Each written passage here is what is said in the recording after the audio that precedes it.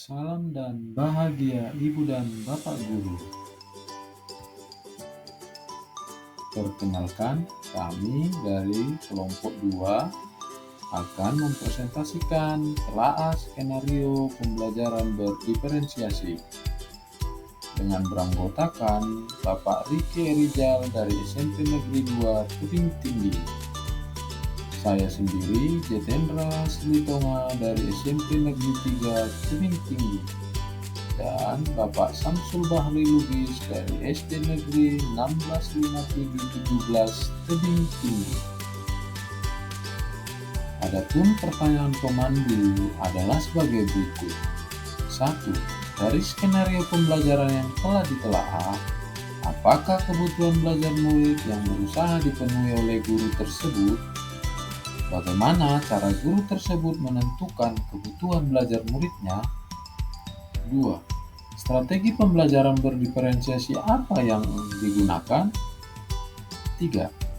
Bagaimana guru tersebut melakukan penilaian? Adapun video skenario kasus SD adalah sebagai berikut. Dari skenario pembelajaran yang telah kami telaah, kebutuhan belajar murid yang berusaha dipenuhi oleh Pak Kasim adalah kesiapan belajar murid, minat belajar murid, dan profil belajar murid. Cara Pak Kasim menentukan cara belajar muridnya adalah 1. Pak Kasim melihat data atau informasi terkait murid-muridnya. 2. Saat merencanakan pembelajaran, Pak Kasim mempersiapkan beberapa sumber belajar yang menurutnya akan membantu muridnya belajar sesuai dengan kebutuhannya, dalam kurung gaya belajar anak. Menyediakan sebuah poster, berbagai bacaan yang memuat pembahasan tentang bagaimana organ pencernaan bekerja berupa beberapa buku bacaan dengan tingkat kesulitan yang berbeda-beda, artikel sederhana, mengunduh sebuah video singkat sesuai dengan apa yang ingin anak-anak pahami, membuat kartu-kartu pertanyaan untuk membantu murid mengkonstruksi sendiri pemahaman mereka tentang cara kerja sistem organ pencernaan dengan menjawab pertanyaan. Dengan cara menyediakan sumber belajar yang beragam, Pak Kasim mengimplementasikan pembelajaran berdiferensiasi. Strategi pembelajaran berdiferensiasi yang digunakan Pak Kasim adalah 1. Diferensiasi konten. Strategi membedakan pengorganisasian dan format penyampaian konten dalam kurung mempersiapkan daftar kegiatan lengkap dengan instruksinya.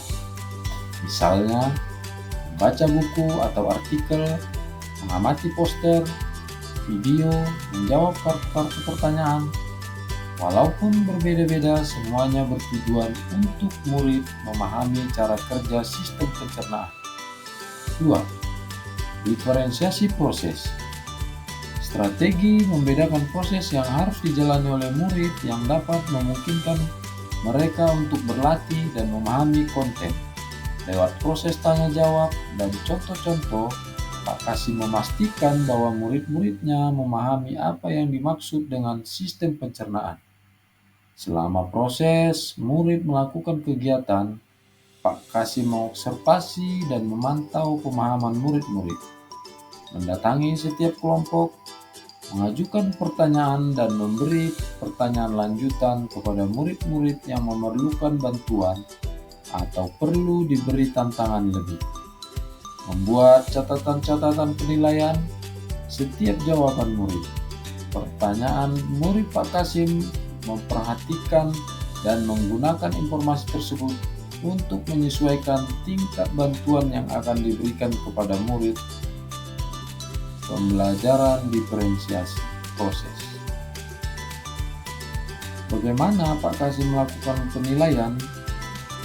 Penilaian yang dilakukan Pak Kasim adalah penilaian proses dan penilaian berkelanjutan, baik secara kelompok maupun penugasan mandiri dengan cara selama proses murid melakukan kegiatan, Pak Kasim mengobservasi dan memantau pemahaman murid-murid dan membuat catatan-catatan penilaian setiap jawaban murid. Demikianlah hasil diskusi kami dari kelompok 2. Salam Guru Penggerak.